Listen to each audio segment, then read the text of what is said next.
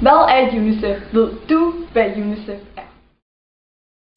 La la la la la la la la la la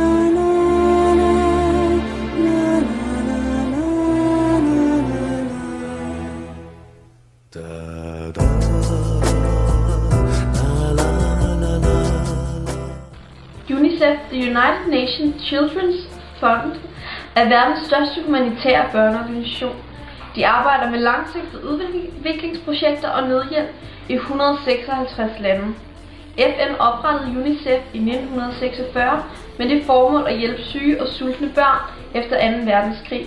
I 1953 fik UNICEF status som FN's børnefond med udviklingshjælp til verdens børn som sit arbejdsområde.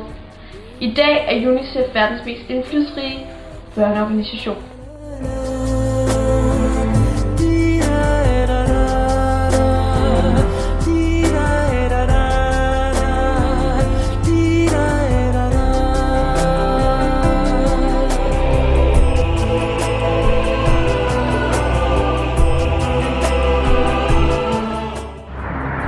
UNICEF arbejder ud på princippet om hjælp til selvhjælp.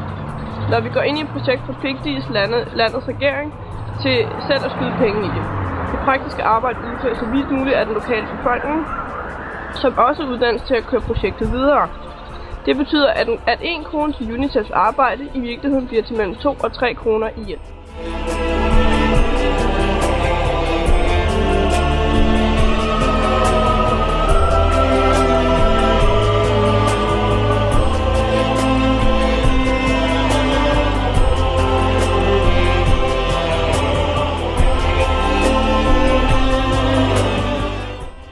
UNICEF har stor gennemslagskraft og samarbejder med beslutningstagere lige fra de enkelte landes regeringer til lokale græsrødder. Det gør dem til en helt unik organisation blandt verdens andre børneorganisationer. UNICEF får ingen økonomisk støtte fra FN. Deres arbejde er udelukkende betalt af frivillige bidrag fra regeringer og private.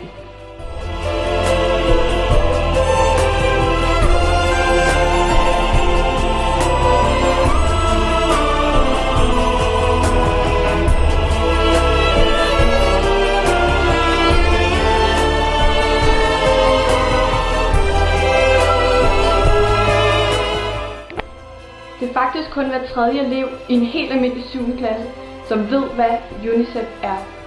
Vi mener, der bør være mere fokus på humanitært arbejde i skolerne.